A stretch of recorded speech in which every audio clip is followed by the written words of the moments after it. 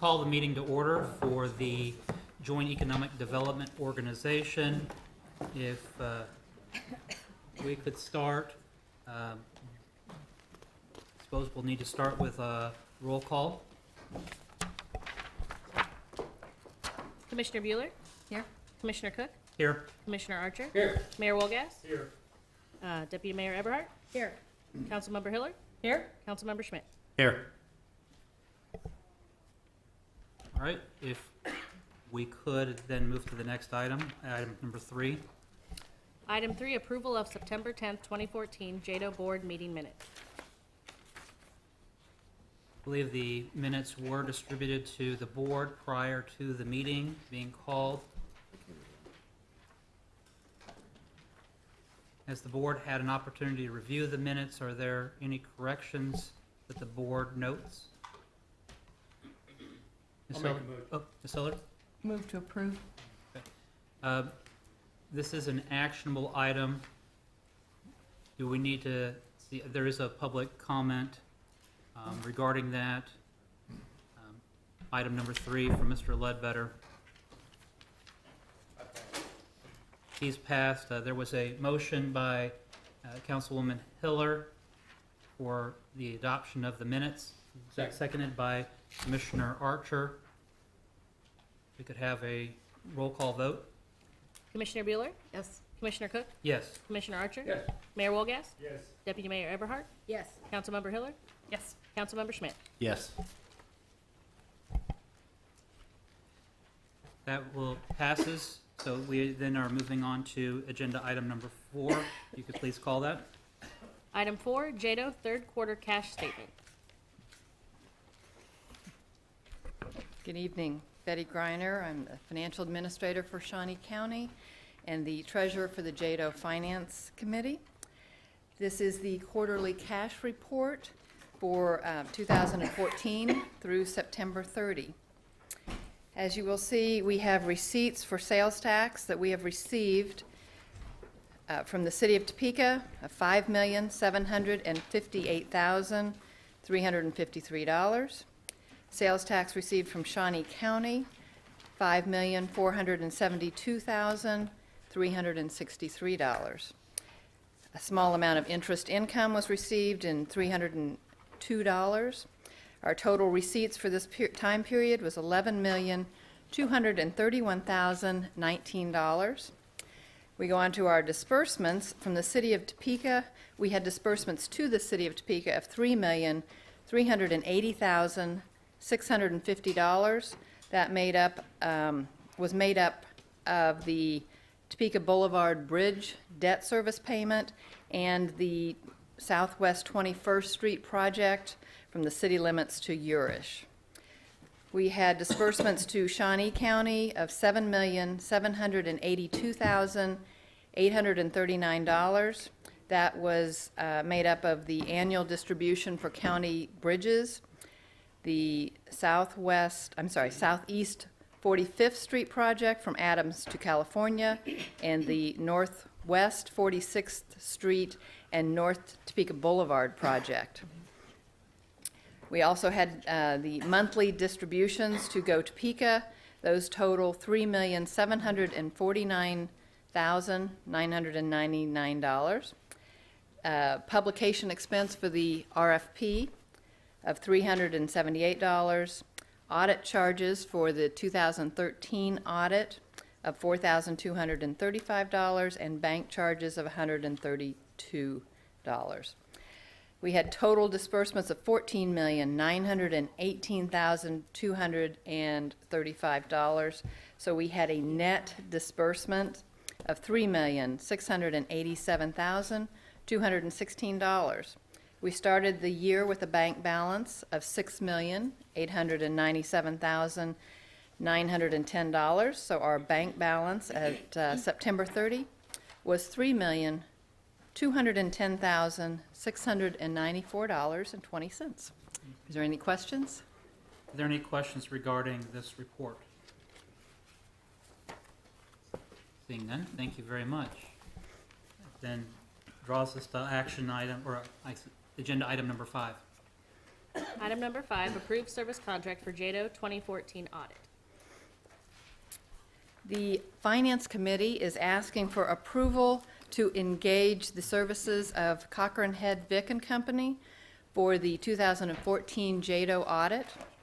As you will recall, last year we had an extensive review of the correct method of reporting the fund balance. And that review was not only with the JEDO auditors, but it also included the City of Topeka auditors as well as the Shawnee County auditors. It's the recommendation of the JEDO Finance Committee to retain Cochran Head and Vick as our auditors for 2014 for proper continuity and implementation of that reporting. Their proposed fee for the 2014 audit is $4,500. That is compared to the 2013 fee of $4,325, or an additional $175. So I ask for your approval, and I'll be happy to try to answer any questions you have. Are there any questions regarding this item or the selection of an auditor? I move to approve. There's been a motion to approve by the mayor. I'll second. It's been seconded by Commissioner Archer. Before we vote, there is a request to comment by Mr. Ledbetter. I pass. He's passed his opportunity to comment. If we could have a roll call vote. Commissioner Bueller? Yes. Commissioner Cook? Yes. Commissioner Archer? Yes. Mayor Wolgast? Yes. Deputy Mayor Eberhart? Yes. Councilmember Hiller? Yes. Councilmember Schmidt? Yes. Thank you. Next item, action item, or agenda item number 6. Item 6, approved 2015 Economic Development Strategic Business Plan and budget. Good evening. My name is Doug Kinsinger, and I serve as the president of Go Topeka. Tonight, members of our team are going to give an overview of our strategic plan and budget for you to consider. Couple of things I would just remind you, we thank you for your support earlier this year. Sorry about that. So, earlier this year, you gave us your trust and confidence in awarding us a 3-year contract starting in 2015. We take that responsibility very seriously, and we have been working hard this year and will continue to be working hard for you in the future. To give you just a quick update before we go into the next year's plan and budget, just to give you a sense, for this year we've had 33 new projects that we've opened of new business attraction. Roughly a fourth of those were in the manufacturing area, and a little less than 20% of those were in back office. The remainder of those inquiries or prospects have been in a variety of other areas, all the way from logistics to a variety of other companies. One thing I do want to emphasize, this year we have seen the size of interest from the companies that we're speaking to increase. So in the past, where we saw many more inquiries or prospects looking at 5, 10, 20, 30 acres, over half of our prospects this year were looking at sites that were 100 acres or more. And I just wanted to make you aware of that. Now, maybe a little bit of good news before we get into our plan and budget, and that is certainly new business is important, but existing business and even all of the new companies that we've attracted to town that are here now and growing are equally important. We've been working with them and continuing to help make sure they stay here and grow. Some good news that I wanted to share that just came out last week. The Kansas Department of Labor presented their October workforce and unemployment and employment numbers. And for year-to-date, October 2014, we increased 2,511 employees in October of 2014 compared to October 2013. Actually, we were tied in the state for the biggest drop in our unemployment rate. We went from 5.2% to 4.0%, and that's roughly, well, it's a 1.2% drop. When you look at the percentage of unemployment, we lowered our number of unemployed people about 23%, which was a great thing in the last year. But a lot of credit goes that for a lot of the great companies that we've helped attract and retain here. So what I'd like to do is have Scott Smathers come forward, and he's going to overview our strategic plan. We'll see if there are questions related to that. Then we'll have our budget, and both Scott and Brad will walk through the budget. Scott, please. Mr. Chairman, if I could appoint just, are the materials we received tonight any different than what we received earlier in our preliminary? Okay, No, so we can they're the use the same. preliminary because I have notes in it and not look at what we received here tonight. Thank you. Good evening. I'm Scott Smathers with Go Topeka. I'm just going to kind of try to hit the highlights, basically, of the changes from the strategic plan from last year, and please stop me as we go along if you have any questions.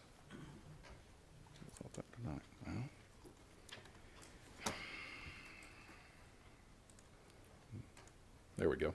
All right, we'll start with new business attraction, if that's all right. We are working currently, as many of you are aware, on our target market studies. We have this year been looking at those, and currently they're under evaluation. Many of you participated in discussions with the consultants that we hired to look at these target markets, and we're hoping to have a report on that in February. And that will make a difference in how we approach it. We are going after both the site consultants that focus on those target markets as well as the actual businesses themselves. And we'll get into some additional data that we're acquiring to help us with that. But that is what we are focusing on as far as, once again, new business. We are looking at the target markets. That does not stop us in any shape, form, or fashion from still, if people have an interest in our market, or as the state or regional areas have possibilities of people wanting to come to our market, that doesn't necessarily preclude them. But this is the area that they're basically helping us identify that says, you know, these are the ones that your market has an advantage in. And that's where we're going to focus our efforts on. We are looking at updating our marketing materials. As many of you know, we've been looking at the branding. Our marketing materials really haven't been updated in about the last 3, 4, 5 years, and so we're looking at trying to do that. With the branding initiative that's being done, we're trying to see how maybe we can tie in with that approach. We are looking as well at getting our new website. We've received RFP responses back and are currently evaluating that, and we'll be looking at that in the first quarter. One of the things that we're undertaking and we're proposing to undertake in the first quarter of this next year is a labor study. As you appreciate, especially as unemployment is also dropping, people are still out there, though, that are looking for work, and also there are those that are underemployed. And this labor study will help us identify both those people, the areas that they're at, and then what we're doing, and we've already talked to our industries on it, is we're tying in with our existing industries, and we're going to try to get their information as to where their employees are currently coming from. Obviously, we won't release any of that information on a business-by-business point of view, but as a conglomerate, it would be a useful tool for us in looking at our labor market, where the employees are coming from, as well as possibly where they're underemployed or the unemployed are at. And then we can use that as a tool not only for economic development as far as recruiting businesses, but even in things such as looking at bus routes. Or something like that might be of an interest as far as some opportunities that you have that information for. We continue to grow our partnerships with our educational institutes, both the high schools, the school districts, but also the universities and the technical schools. And that's something that we have to continue to do, because more and more when you talk to the site selectors, you're looking at regional analysis, regional partners, and you have to be part of that regional effort, or they don't truly have an interest. And then we're spending a little more time on the site consultants, but we're focusing our efforts a little more. We used to be out and obviously trying to see as many as you could, but we really want to spend and go to places where we're going to get to spend 20, 30 minutes just sitting and talking to the site consultants, developing the relationships, but also finding out what projects they have, along with explaining to them what we have to offer in our market. It really gives us a better chance to educate them. And then lastly, from a new business point of view, we're going to get the signage and landscaping done at Cons of Fire. The infrastructure is all in on the Cons of Fire Industrial Park now. That is complete and we're good to go, but we need to go ahead and just fix it up a little bit, make it look a little better when people come right to it, and let them see that it's ready and open for business. Any questions on new business? Is there any question for Mr. Smathers regarding new business? Okay. I'm sorry. Scott, I was just going to ask. Yeah. When you say that you're going to do some improvements to cans of fire, Yeah. What specifically are you looking at? We're looking at entryway signs, lighting up the corners a little more. If you've been there at night, it's a little dark on that turn-in when you're heading into the Mars and the truck stop and things like that. So we're trying to see if we can kind of improve the look and feel of the entryways coming in and landscaping those from both Topeka Boulevard and the other one, right? Okay. And do you have a cost in mind, or is that something that we would take up during the budget? It's in the budget Okay. cycle is what we've got. That's correct. Okay. Any other questions? Seeing none, go ahead. Proceed. Okay. On existing business, we are looking at continuing our support of existing businesses. As we've talked about many times, existing businesses normally generate anywhere from 70 to 80% of all new jobs in a market. Our market's no different. Some of our businesses have been expanding and doing very well, and that's great. And we really have to support them. A lot of times it's very simple. They have turnover like every other organization. They'll call us and say, hey, I don't know who to deal with, or how do I handle this, or what do we do there, and it's pretty quick.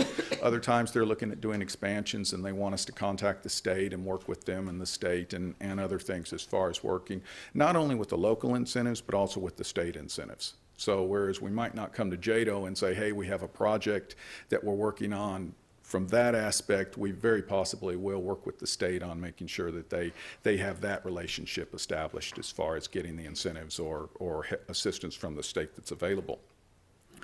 We are proposing this year to hold a financial services summit. As you know, the financial services sector is very big in our market, and what we'd like to do is really hold a summit with them to start with, the concept being really to get a good feel from them what they need, what they're looking for, and possibly how we can assist them more.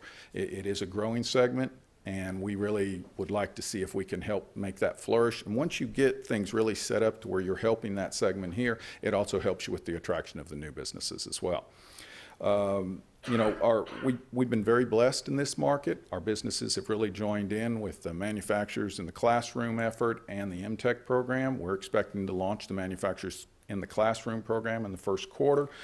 We've kind of got the initial, we've gone through, I guess, the preliminary tests in the classroom, and we're going to get actually into it a little more. The MTech program is going to continue on at Washburn Tech, but they've said that now they're going to focus a lot more on the students coming out of high school. Or the high school students, tying them into that and getting them a little more exposure to the food industry and some of the other basic necessities or basic opportunities that you have in that program.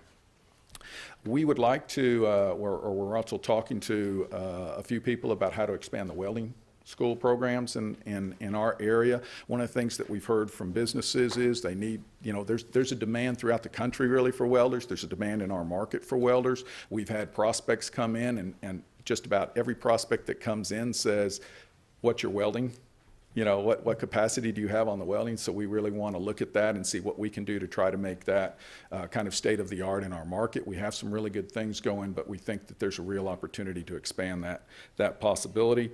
And then we'll continue to work with the youth, but also maybe the young professionals. That's something that we haven't necessarily gotten into yet, but we believe that there's an opportunity for us maybe to reach out. There's been talk about possibly working with Jennifer in our office, maybe tracking some of the high school students as they leave and go to school, and then maybe come back and see maybe how can we keep them in our market or work with them in our market. A couple other things that we've got. We've actually had discussions with a few people, Mr. Ledbetter being one, on the potential of maybe creating some programs for veterans. We've had the opportunity to talk with Mr. Grays in regards to the potential of some reintegration programs that we might have for previous offenders. And so there's some ways, you know, once again, we are not necessarily the experts by any means in all these things, but there are ways that maybe we can provide or fill voids that other people that are doing it well we can assist with. And so those are some of the areas that we've looked at and talked a little about. Those are in our proposal that we'll get to as well when we get to the budget, but that is factored in. And then I wanted to at least let you know, you had started the Washburn Tech Scholarship Program this past year. I thought I'd fill you in on where we're at on that. You'll see there's been 47 scholarships granted. This kind of gives you the amount and the number of or the types of degrees that have been there. It's kind of anywhere from the medical to the manufacturing and equipment. So that's where the scholarships are currently at, and we're proposing that we would continue that program. Scott, if you could, what exactly, refresh me on the manufacturers in the classroom? Yeah, basically, what we have with the MTech program is where we were training people in the food processing and then other industries like, you know, Goodyear and Innovia and others that participated. The manufacturers in the classroom is where we're actually going into the high school classrooms at this stage of the game and letting them know this is what manufacturing's like.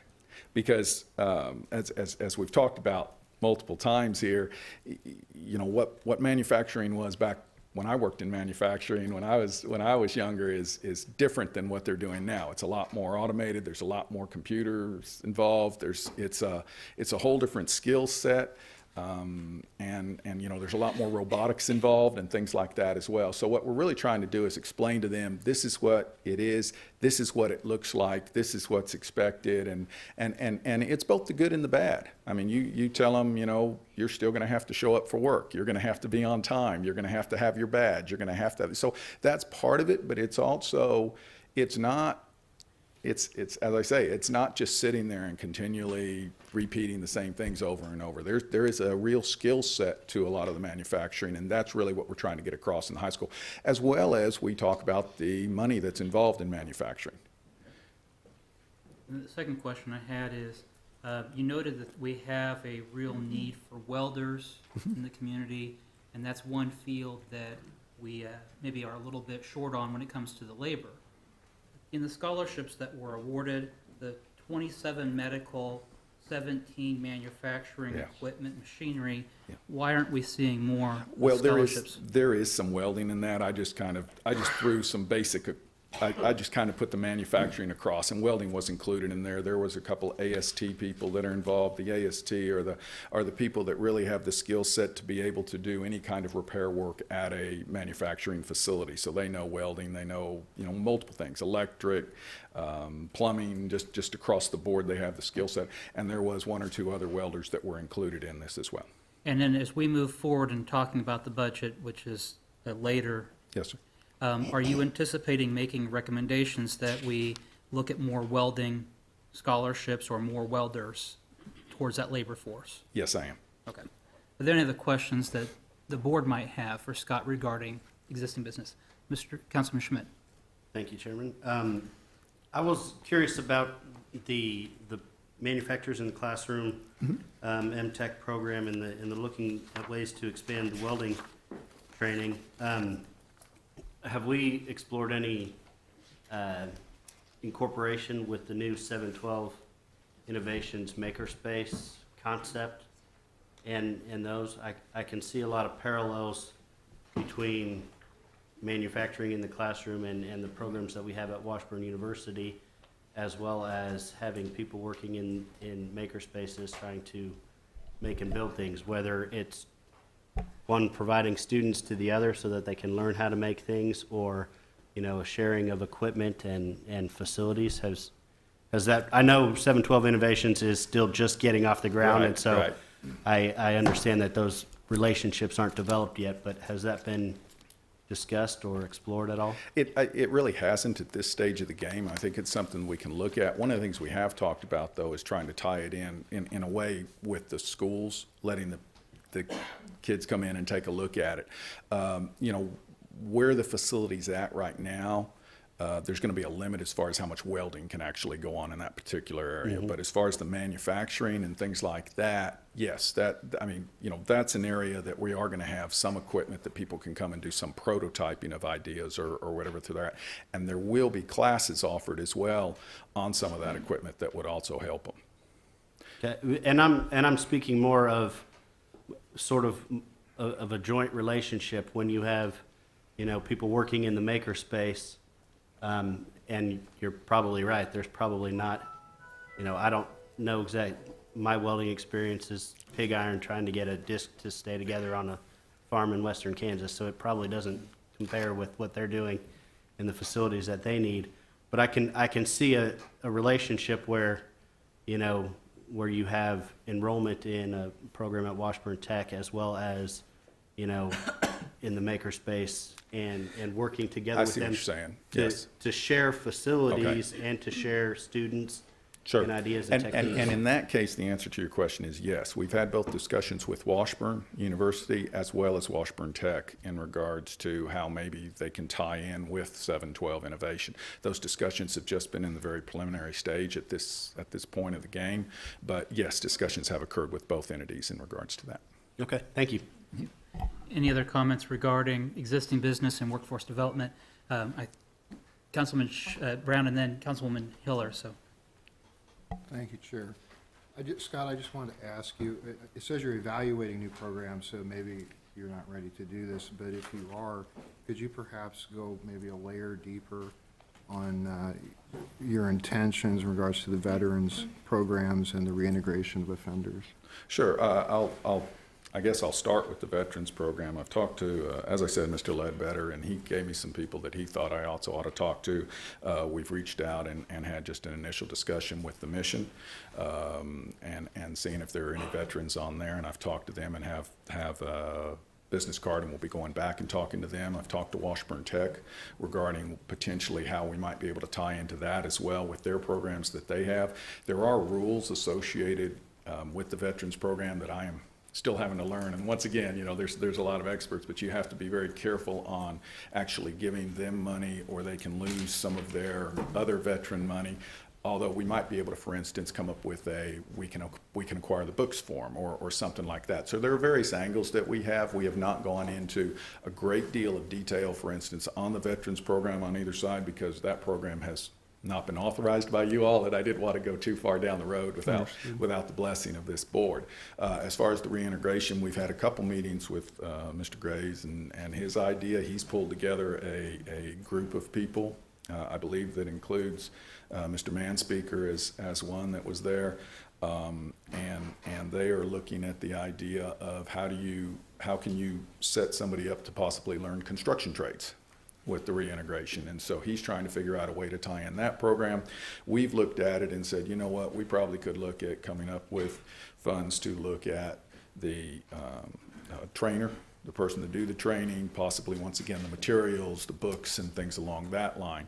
He has a pretty aggressive program that he's looking at trying to put together, and if he can do that, it would pull in multiple entities from throughout the state and the area to try to help with that as well. But that's the area that we've kind of looked at as far as that program goes.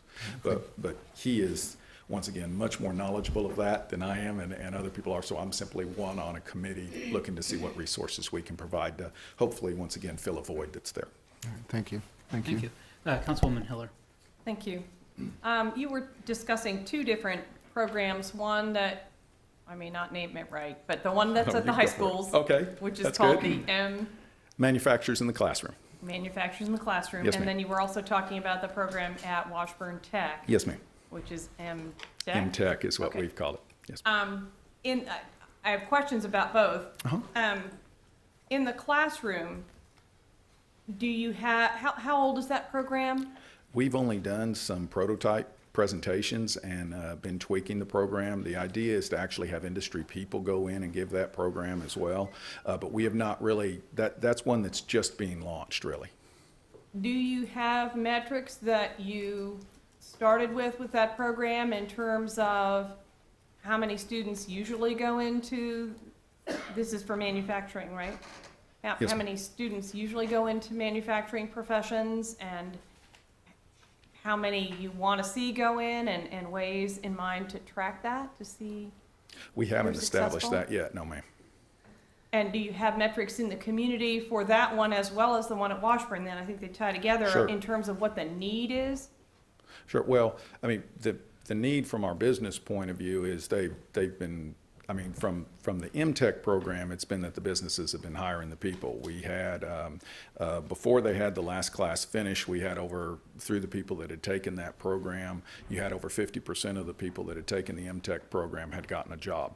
Now, not all of them had gone into the food business, but they had all gotten a job, because part of that training program is where you're giving them training on the basics of just manufacturing in general. So you have information, well, I mean, there are, there were over 50% of the people that went through the MTech program that were hired. So that was good, and we have some results on that.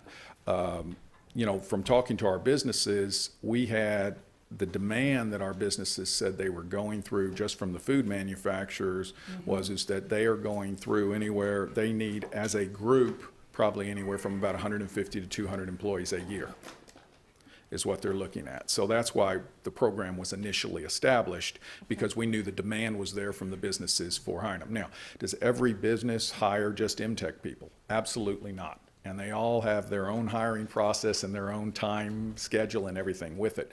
But it was simply an opportunity for them and a need that we heard from them. And that's how it got started, really, was from the businesses saying, we need people. What can you do to get us trained people who have the food safety and the basic, manufacturing? Because by going through the MTech program, they're actually able to hit the ground running faster than the company having to take them through all the basic training that they're going to have to go through as well from a safety point of view and other things.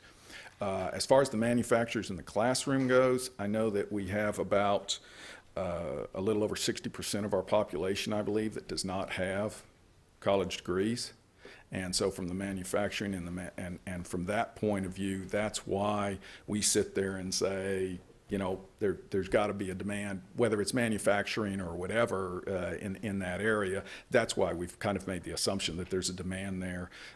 Plus, we've been tying it in again with our existing businesses. So anybody who has an interest, for instance, and I'm just going to pick one, Goodyear, they've been heavily involved in this and been great partners with us.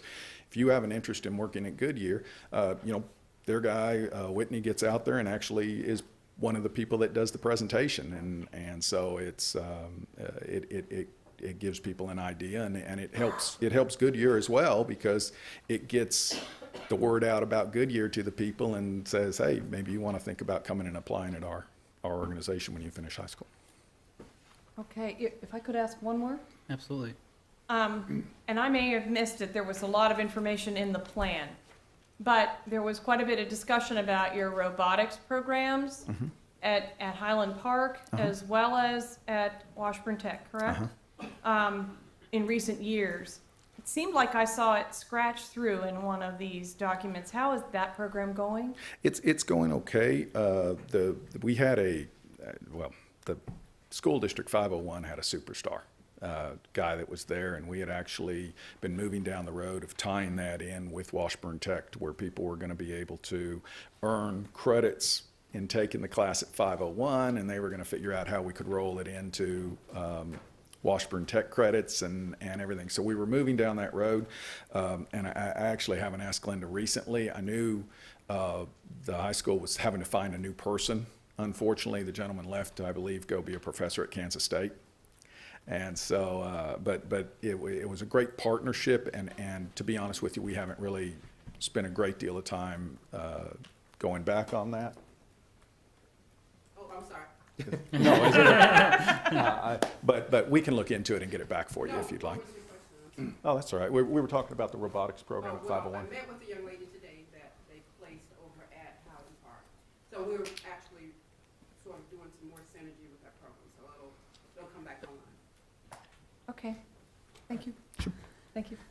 Any other questions for Scott regarding entrepreneurial business development? Existing. Existing business Right. development, thank you. We'll go That's to where that we're one at. next, if that's all right. Okay, entrepreneurial development, of course, 712 Innovations is a big thing that we're supporting and working on, trying to help get off the ground. We are still planning on having that up and operating in January, and it's exciting. And we hope that when we get it going, you'll come by and take a look and see what's available. We also launched this year the Washburn and Washburn Tech Pitch Competition. Had 53 people, or 53 groups that submitted. We have a couple businesses that are actually cranking up already after it. It was much more successful than we thought it'd be, and we're hoping to expand it. Last year, and we'll get to this in the budget, but this was part of that special entrepreneurial fund that you created last year. And we use those funds as part of the reward system for this. The actual winners didn't get much from a reward point of view, but what we did is what we're prepared to do is for the winners, we're funding the legal and accounting and things like that to help them patent efforts or whatever that they need to get their businesses started. So there was some reward money that's in there, but more money is available as far as the actual getting the business up and off the ground, as far as helping them with the operational point of that. Of course, we continue to support SBDC. We are looking, and one of the things that we're going to be proposing to you is, assuming you keep that entrepreneurial fund, is not only keeping the pitch competition going, but we'd like to look at the possibility of creating a forgivable loan program for small and medium-sized businesses. The way those normally work is people come in, and over a 3 or 5 year period, depending on the size of the loan and everything that you've got in there, it slowly goes away as they continue to be successful and meet the objectives of what they've got. But we as a community have somewhat of a void right now in the small and medium businesses as far as what incentives or what assistance we can provide them. I know we can provide them loans and straight loans and things of that nature, but this might be another way to encourage people to help get off the ground. As I said, I mean, you've got some great businesses out there. Cashmere Popcorn is just one that comes to mind because I love their popcorn. It's a tremendous business, and it would be nice to be able to provide people as they're looking at expanding or needing to acquire equipment that maybe we can help them continue to expand, especially with their broad scope of sales and things that they're doing. But Glenda's getting a lot of people in now that are looking at doing these type of businesses, and I'd like to see if maybe we can assist them in this effort. We are looking, obviously, we did a small business purchasing and procurement potential. We were able to tie in with the Department of Commerce and Rhonda Harris. That was a great event. You had about 150 people that came to it. That was kind of a statewide event, so you had people from all over the state coming into Topeka to help or to look at that program and see how maybe the small businesses can get state contracts or city contracts, and it helps walk them through some of the process, federal contracts that maybe it helps walk them through the process. Next year, we'll probably try to look at doing something locally as well and seeing what we can do, because we're working with the Topeka 501 School District, and they have asked us to work with them on trying to see maybe on their bond issue how small businesses can tie in and compete for the bond items. And then we're always looking at other potential programs. You know, we've had some initial discussions on the possibility of maybe doing a commercial kitchen with another entity where we wouldn't necessarily have to manage it, but it would be a commercial kitchen that people could come in, rent the space, and use it kind of on an as-needed basis. So that's something we've looked at doing. There seems to have been a lot of interest within the community about it. We also were heavily involved in the small business Saturday, I guess a week ago, 2 weeks ago. Time's flying right now, so I'm trying to remember when it was, but probably a couple weeks ago. And we'd like to see maybe on expanding those opportunities. There's Small Business Week, and we'd like to see if maybe there's some things we can do with that as well. So those are some of the things that we're looking at. And I guess that is it from the entrepreneurial point of view. Questions regarding entrepreneurial? Councilman Schmidt? Thank you, Chief. The expansion of the Washburn Pitch Program, which I followed the progress of that and thought it was a pretty amazing program. How are we looking to expand it? Are we looking at increasing, expanding it to universities in the area, expanding it outside of the university, or what are the ideas for expanding that program? Sure. And we haven't had too many discussions on it since it just finished, but here's a few that come to my mind right off the bat. Number one is Washburn was a tremendous partner on this, and we could not have done it without them. So they have been a great partner.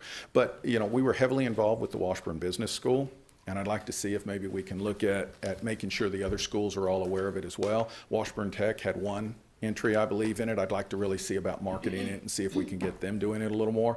And then you have a question about what about the graduate students? We kind of set it up for the undergraduates, but you know, there are graduate students at Washburn University. We actually got contacted by one, and I'll be meeting with him next week, hopefully, in regards to some ideas that he has that maybe there are, and you know, I joke about it.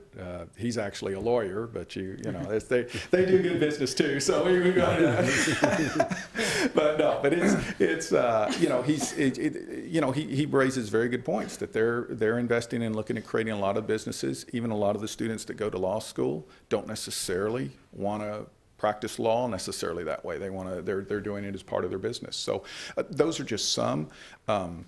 Would we look at expanding it to other universities? Possibly. I'm not ruling that out by any means, but I think initially I still think there are opportunities for growing it here to start with, and then maybe we look at it going outside. Okay. Other questions for Mr. Smathers regarding entrepreneurial?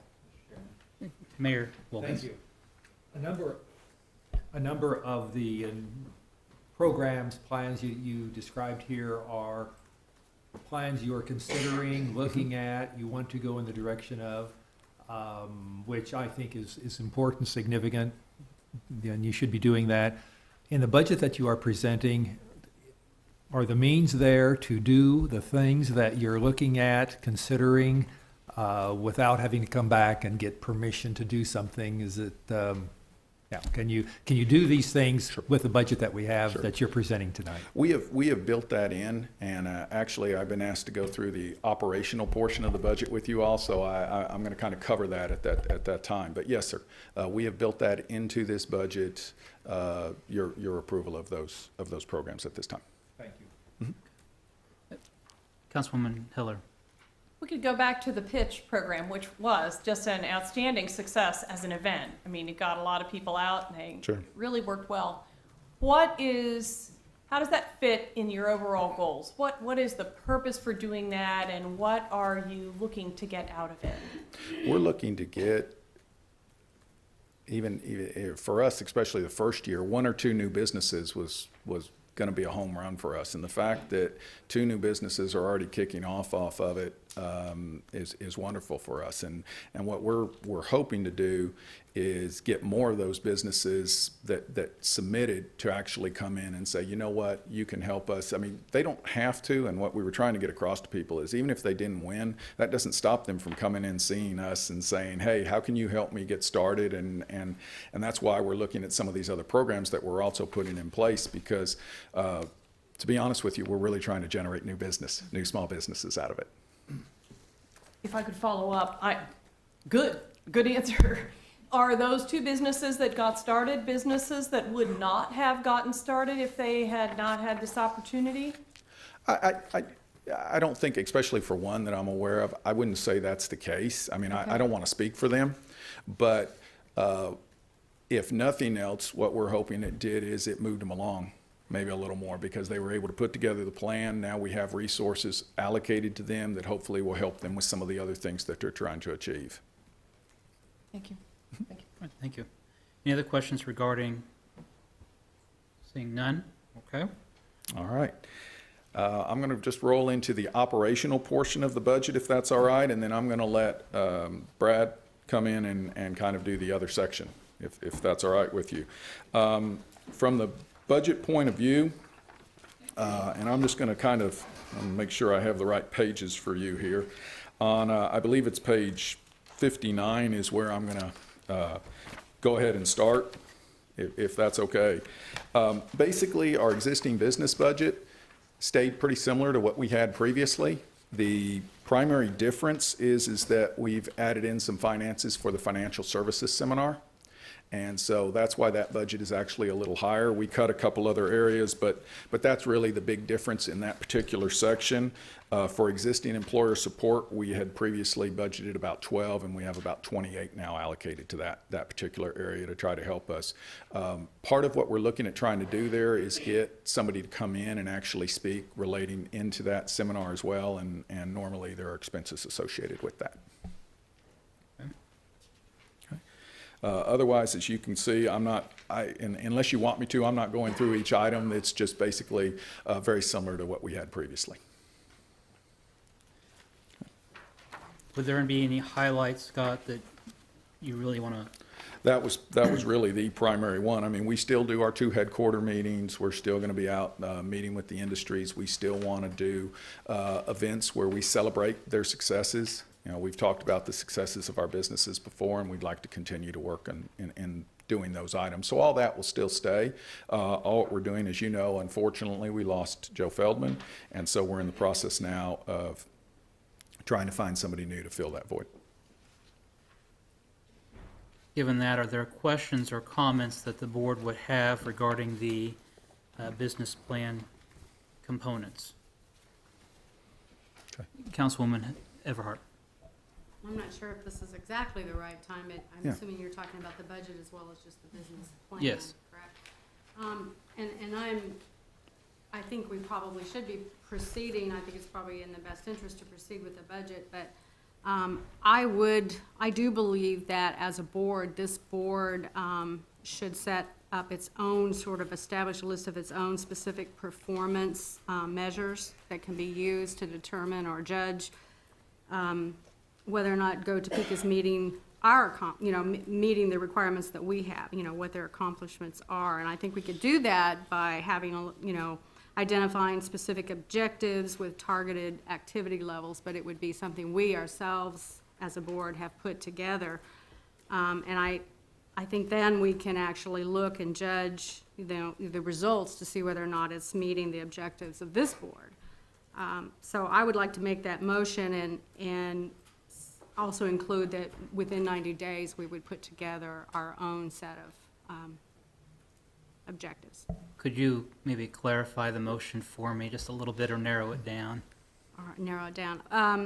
That within the next 90 days, this board establish performance measures to ensure that the Go Topeka board is meeting this board's objectives.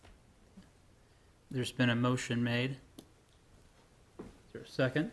I have a question.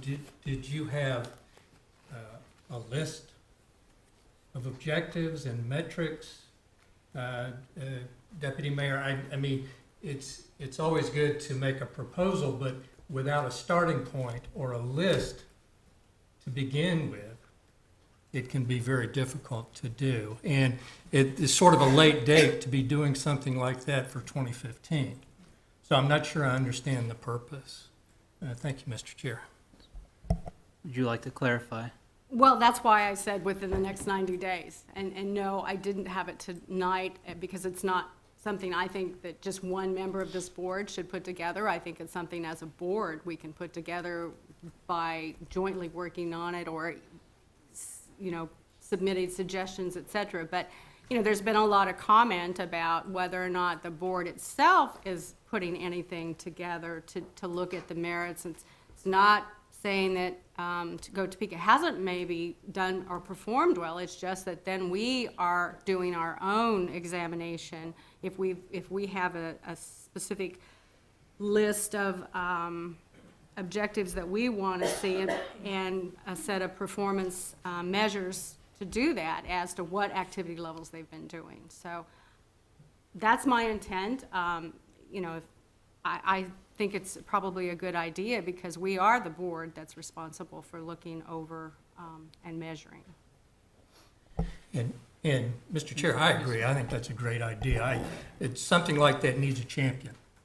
Needs somebody to make proposals, make lists, coordinate the efforts, facilitate the process.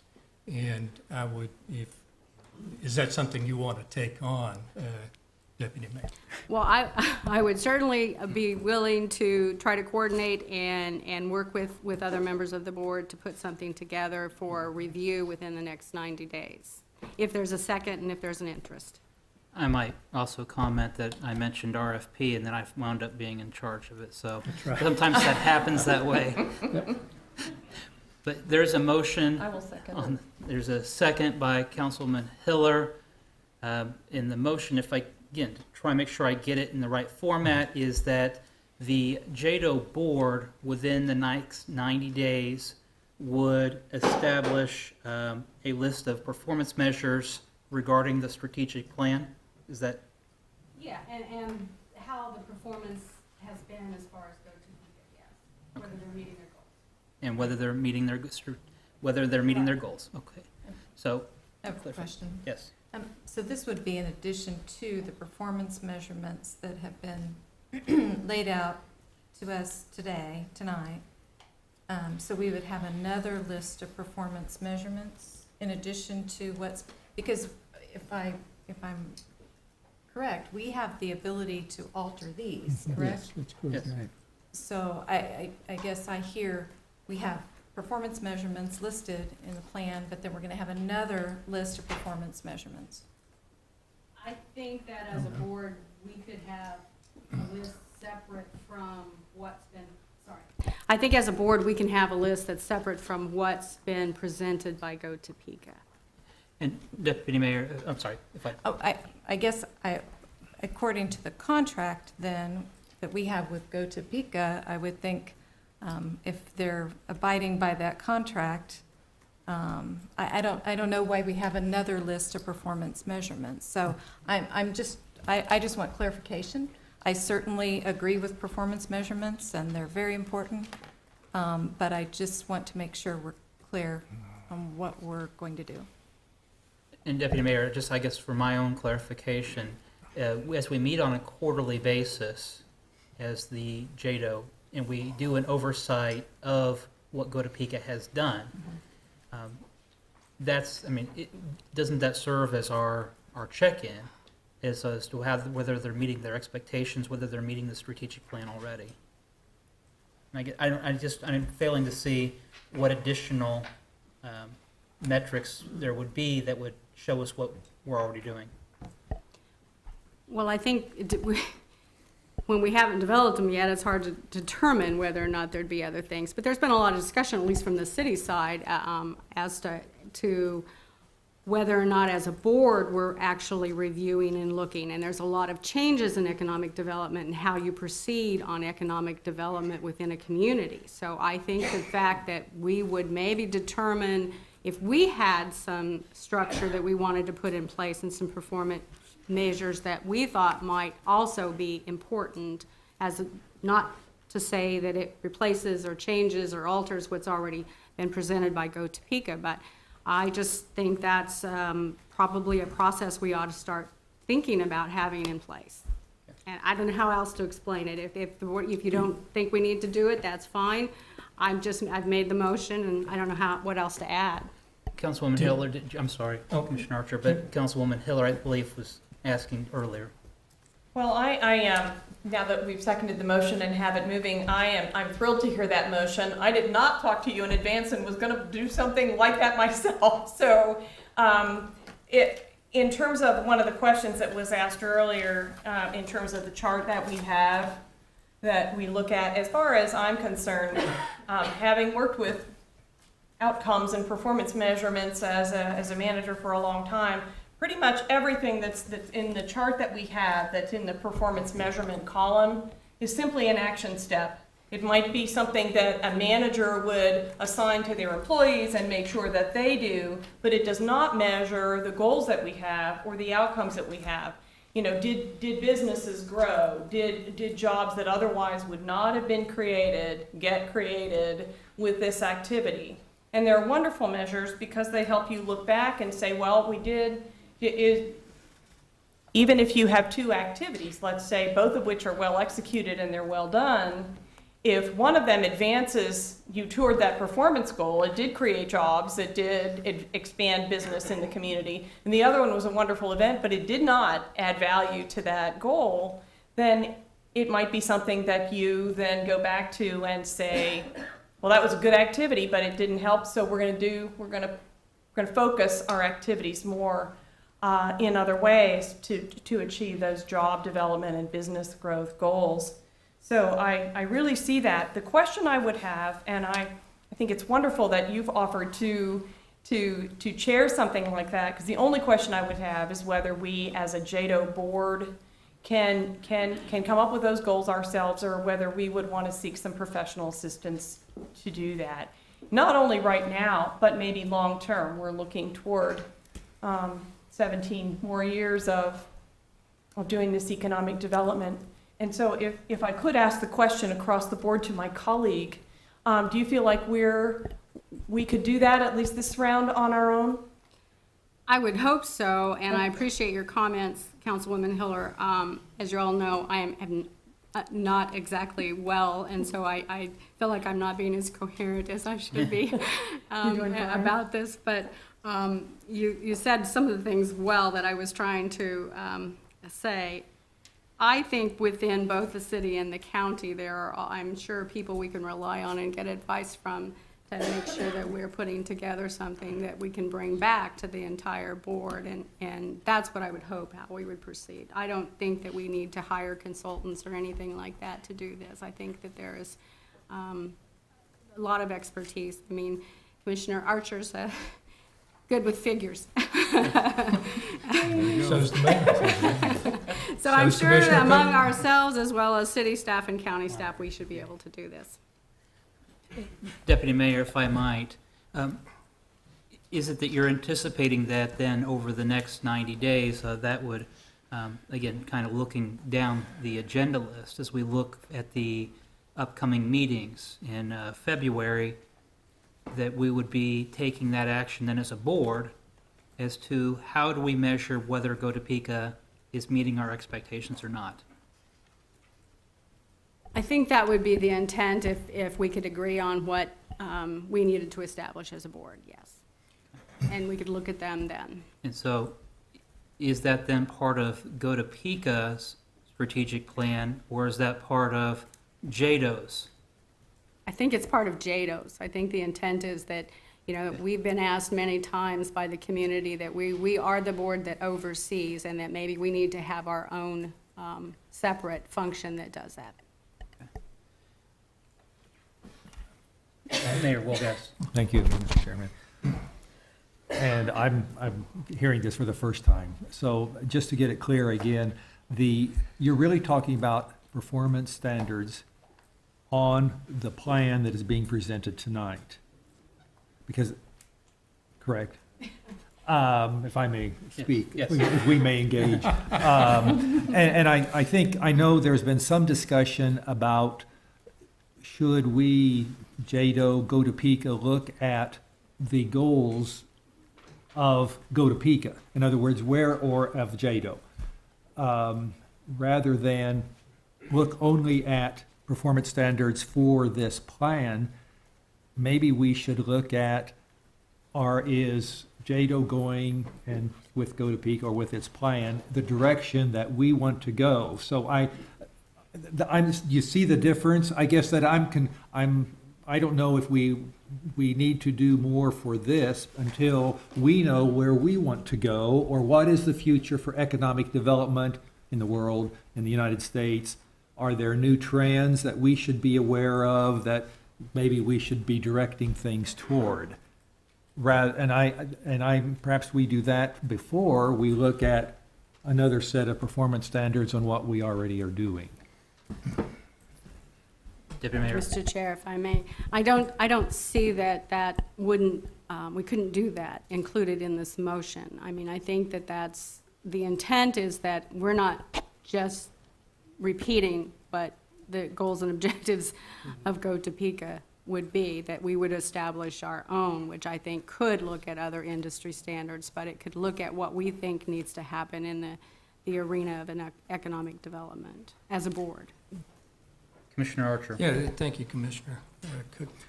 Just so I know where we're going for clarification, do you have some examples of goals and objectives or metrics, or exactly where you think we're going, Denise?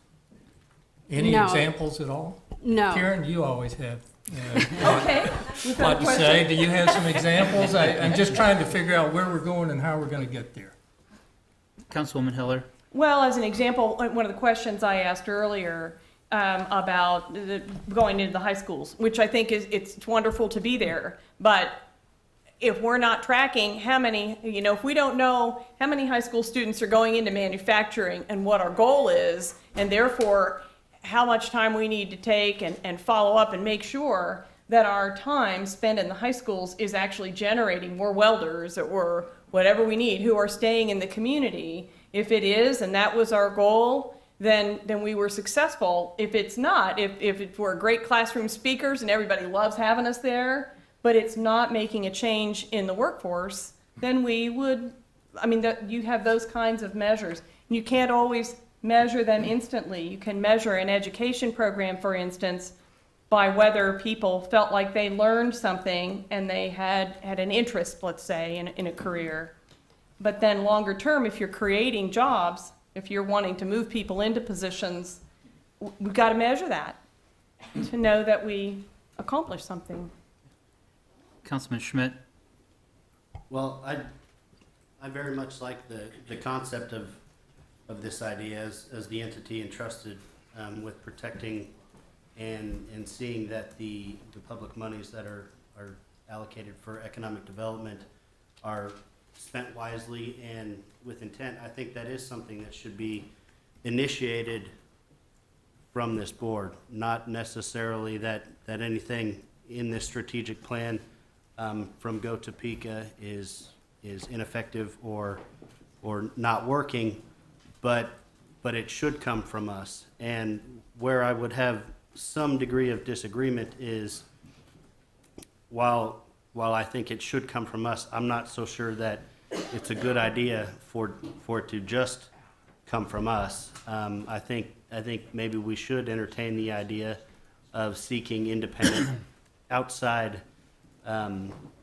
consultation for the things that Mayor Wolgast suggested, growing trends in economic development, where we should be directing this. And I think it's almost unfair to put that burden on Go Topeka, because they're the ones that we're contracting to do that, and we're also asking them to set their own goals. And while I think they do a fine job in a lot of areas, I think that's almost unfair to have them do that. And I don't think there would be a great deal of objection to the idea of coming up with a strategic plan that generates from the elected officials who are charged with overseeing the implementation of this economic development money.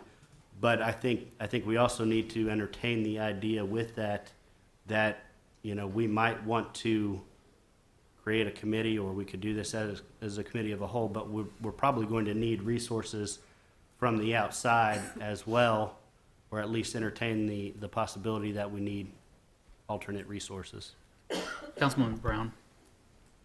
Thank you, Mr. Chair. As a non-voting member, I'd like to lend my support to this proposal. I think it's an excellent idea. This isn't a criticism of Go Topeka, but when I look at the performance measurements, there are a few that are quantified, but a great number of them are not quantified. They're more action items than a goal per se, and I think this would be an excellent idea in consultation with Go Topeka. It would be unfair to set metrics upon them without them being involved in the process. Thank you. Deputy Mayor, having had an opportunity to think about the motion, I guess my concern is this better served as being an agenda item for our February meeting, to where we might have the opportunity to maybe develop this a little bit more, have ideas, so we could have examples of what metrics we would be looking at, so that this is maybe a little bit more formulated than it is tonight, so that we know as a board exactly what it is that we're looking at doing for these strategic goals or objectives. Thank you, Mr. Chair. If someone wants to make a substitute motion that it be handled at the next meeting, I wouldn't object to that. I just think it's something that we need to bring forward. Deputy Mayor? Yes. Sorry, Mr. Deputy Mayor, Mr. Mayor. Whatever. Thank you. Yeah, I agree with your statements and your thought and your thinking. I always become concerned when we make a major take a major action. I don't know. I'm sure there's a metaphor somewhere that fits, but it's doing something right here, writing the legislation as we discuss it, and usually the next second or third day we see better. Our hindsight is great. And I think I really question whether we want to set it to 90 days. I question if we want to say we can do this all ourselves until we really see what we want to do.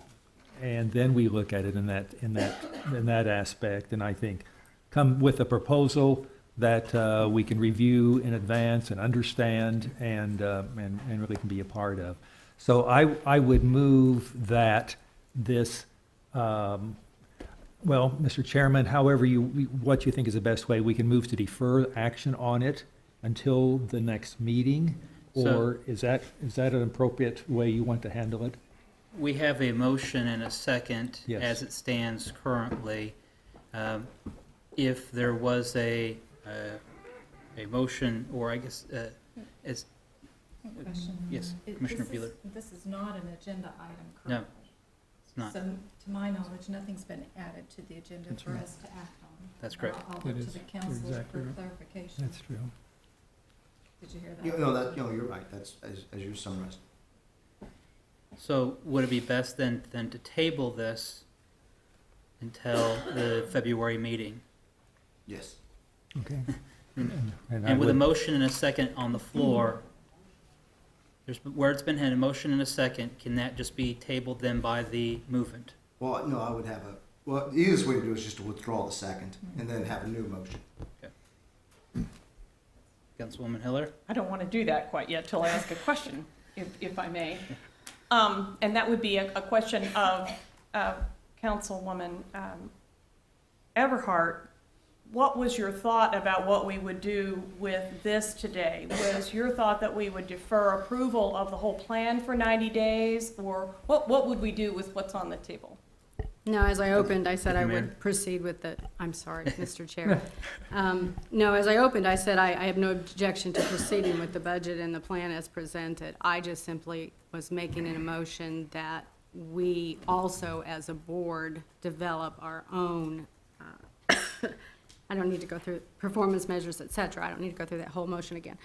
Okay. So no, I was not, but if this motion is, I'm not exactly sure, based on what council said, as to how we're supposed to proceed, but, because if we remove this motion and then we have another motion, is it the motion to just add something to the agenda in February? I'm not sure, because you just said if it's not on the agenda, you can't vote on it. So how do you vote on a motion to add something to a February agenda?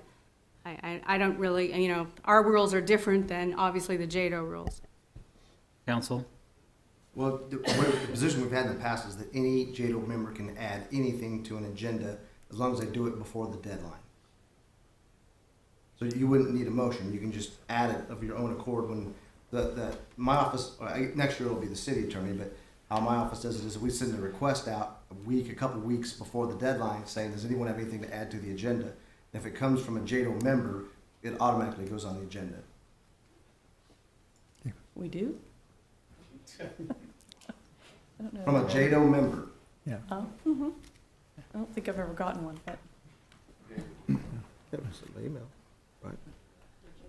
I'm trying to think through how, I like the idea that Councilwoman Everhart feels that she could lead a group to do this. And if we do want to do it within the next 90 days, I would hate to wait and not start on that process until February. So, and if she's willing to do that and bring it forward, now, that's only 60 days away. But if it was possible to bring that, if we were going to pass this tonight and then come with at least a proposed, I'm thinking out loud, a proposed set of performance guidelines to the pre-scheduled meeting in February, with or without a motion to do that, would that work? And Councilwoman Everhart, if I may, would that be too soon? Councilwoman, Deputy Mayor?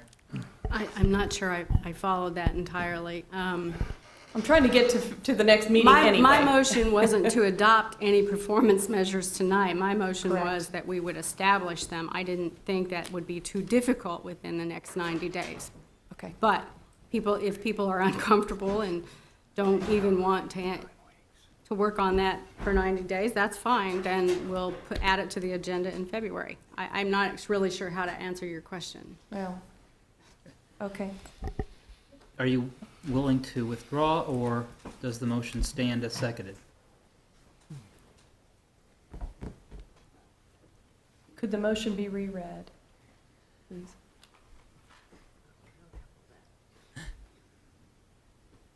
I don't have it all. You just said it, sorry. What I had is that within the next 90 days, that the board would adopt its own performance measures for the Go Topeka strategic plan, is what my rough notes as the motion. Deputy Mayor, is that accurate? I think it's primarily accurate. I'm not sure that I said necessarily for the Go Topeka strategic plan, but for the performance of Go Topeka in how we determined the measurements to be. But I think you're getting the gist of it. That was the motion. As the person who seconded that motion, I'd like to leave it on the floor and go ahead and move it. If it's all right with our rules to leave that as an active motion in this meeting, I'd like to move it. Okay. So, Then the motion then stands as read. Are there any other comments? Seeing none, I guess we would take vote on that motion. I have- Oh, I'm Council, sorry, I have a Commissioner question of Euler. clarification. This is not an action item. I don't know how we can be voting on something that's not been noticed, not been on the agenda. I agree. And again, I want to make sure we're doing this correctly, but I have a concern, because then if we just start adding agenda items and then voting on them, I have some concerns, so I, Is it a new item, though, or is it an item as part of the strategic plan? And are part of the strategic plan? Council?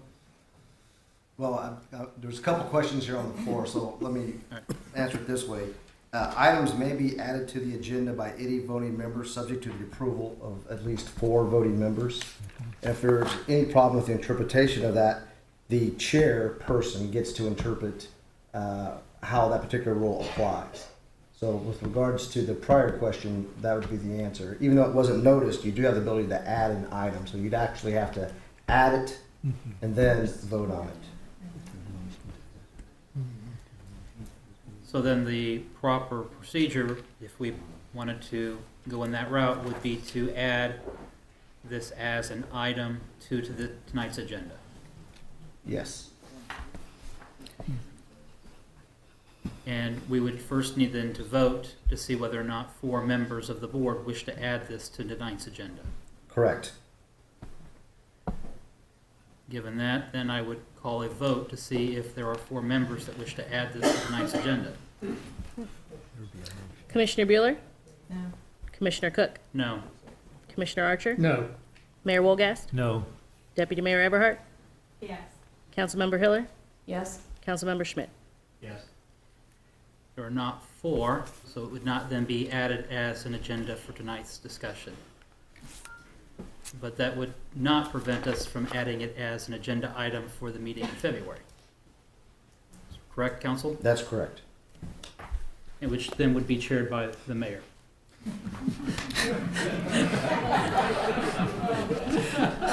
Sorry. Or mayor's designate. Going back then to the budget, is there further discussion or recommendations of the budget? Or explanation of the budget? If it's all right, there are a few additional items from the operational budget I just wanted to bring up beyond the new business. The workforce, you'll see in there, we have both the veterans program we're looking at, the welding training program, and the reintegration programs that we talked about. That's why you see a higher number that we had previously in our budget than last year's budget. That's why this budget is higher as far as what we're proposing in training programs. We're just putting more money toward training people.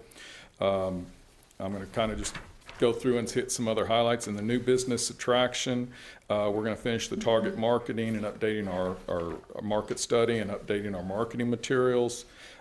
We have tied the bioscience program just back into the regional marketing efforts. You'll see we've added a labor study in there that we talked about previously. And once again, or something that we didn't really talk about, but we want to hold a site consultant event. Here it's called a familiarization tour, and what we do is we bring site consultants into our market, kind of show them around and let them see what's available in our market. So it's something that's done and is very successful normally as far as letting people know.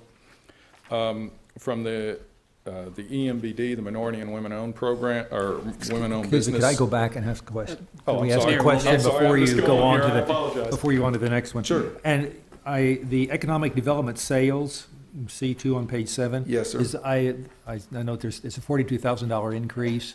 It's a drop, yes, sir, 42,000. Yeah, is that, and could you talk to that just a Sure, little bit sure. more? And I think you No, that's explained a it, but good I point. wasn't No, sure if that's the I one you were really talking didn't. about. We dropped the economic development sales portion a little bit because, first of all, we're going more with electronic meetings, and we're doing a lot more of electronic and going with GoToMeeting and some of the other things that we're doing. So we've just figured out efficiencies. Once again, we're also focusing our efforts on certain events rather than trying to hit, we may not necessarily be hitting as many events, but our focus is to hit the events where we get to spend the quality time with the site consultants and or businesses, where we get to spend the 20 or 30 minutes with them rather than just going to the events and where you might get 5 minutes here or there with them. We think the quality time is better spent on doing that. So it's just a cost cut that we've put into place. And with that, this is a new business attraction section, Yes, sir. and the total is down about 70,000 from last year, or from 20, is that? Yes, sir. Is I that believe correct? that's correct. Yes, sir. So Now, philosophically, is this a change of direction or emphasis? Not so much. The other thing that we've done, though, out of that number is we've also pulled out the governor's military council amount, which was $25,000 that we paid for out of our regional budget last year, and we pulled it out into the actual government section of the budget. And so, Okay. and I'm sorry, I was going to cover that when we got to the government section of it, but it's in the government section portion of the budget now. And so that's where $25,000 came out, because we thought it was a little more just open and straightforward, and you seeing exactly what's going there is why we did Thank it. you. Thank Thought you. it was easier to explain.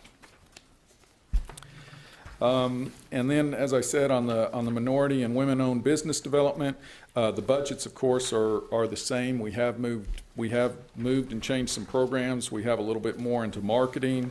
Our business training is still there, and those are just some ideas on the business training programs. We run a survey in January and try to find out also what the locals need, and so we have that as another way, and we'll do some programs there. Plus, we will be doing some of these other programs that you see. You'll see we have a new initiatives amount that's there, and we've talked about that. That's where we're talking about the small business weeks, days, and maybe the commercial kitchen and some other ideas there. We put out a separate column for the professional business women's roundtable, which was a highly successful event that we put on brand new this year. Glenda and Marianne did a super job with that, had over 200 participants and went very well, so we budgeted there. And then you'll see, based off of what we talked at our last meeting, we have given our allocation that we talked about for 712 Innovations for next year as well. So that's the $75,000 that's in there on that budget. Any questions on that? And then under entrepreneurial development, last year, I think there was an effort by this board, and you said, you know what, we want more money going to small business development and new ideas. And so that's where we used it this past year with 712 Innovations in the pitch contest. This year we're proposing to expand the pitch contest and also look at possibly the creation of a forgivable loan fund. And then, we're always looking for opportunities into how we can help small businesses, and that's kind of our fund to do that. Under research, you'll see that we added a little money for additional data acquisition. We're not only acquiring the demographics, but now we're getting data that we're going to actually be able to put on our new website, so people will be able to just go to our website and pull down or download information in a much easier fashion. And we were also acquiring specific business data from a large business point of view, so we can call on them direct a little more. It will give us a better idea of who's looking at expanding through their data that they have. Mr. Chairman, I Hey, have a question. I note that you have the 712 innovations in the minority and women-owned business development rather than entrepreneurial Yes. development. Is there, I'm sure there's logic there. Well, we had funded. I know it started there, is that the reason? It started there, and we had funded a large portion of it out of that budget previously. And so we've just left the funding out of that particular budget. If, as an organization, you said you don't want it coming out of that and you want to take it out of the entrepreneurial, that's fine, and we'll try to reverse the other. I mean, we can okay. work it either way. From our point of view, really, I know we have an allocation to the small business development section of $500,000, but we are not, from anything that we've seen, limited to that amount. And so from our point of view, as new programs come up that we can help small and middle-sized businesses be effective and expand in our market, we just, make those funds allocated. So that's why with this entrepreneurial development program or section there, that's really what we're doing, is we're just simply setting aside money to help us do that. Thank you. Excuse me.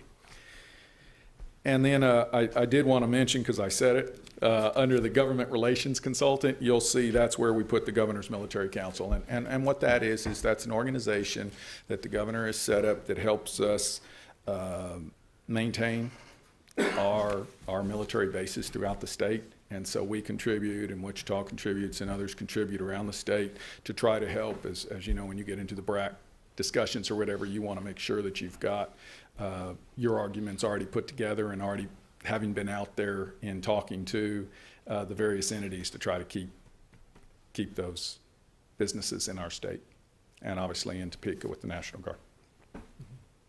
So I apologize, I kind of ran through that fairly quickly on the operationals budgets. Brad can talk to you about the rest of it, but do you have any more questions on the operational budget portion side? Questions regarding operational budget?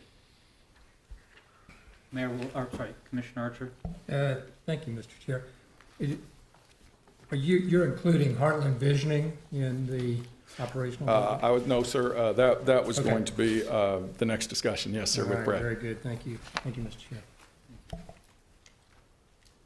All right, we're ready for then the next. All right, thank you.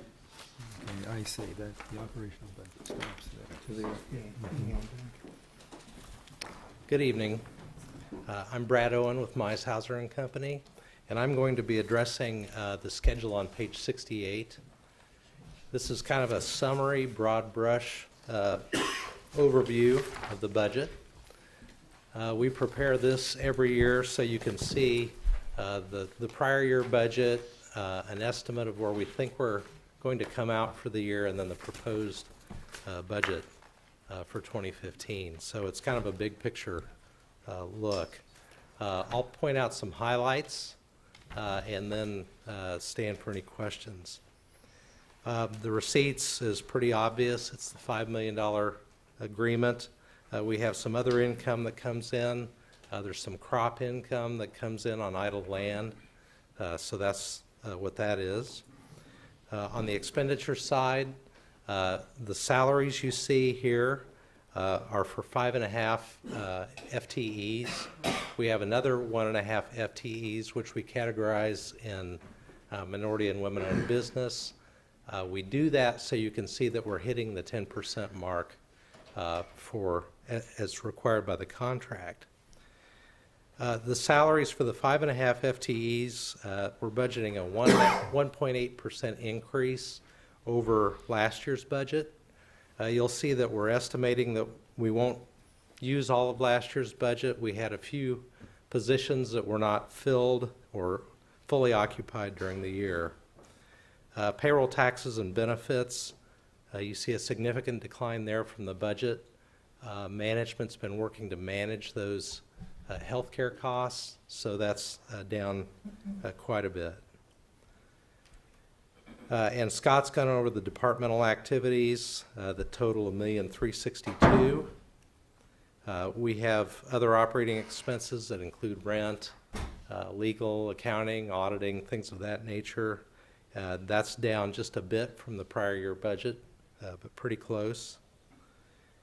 So if you go down about halfway down, you see a line total receipts over operating expenditures.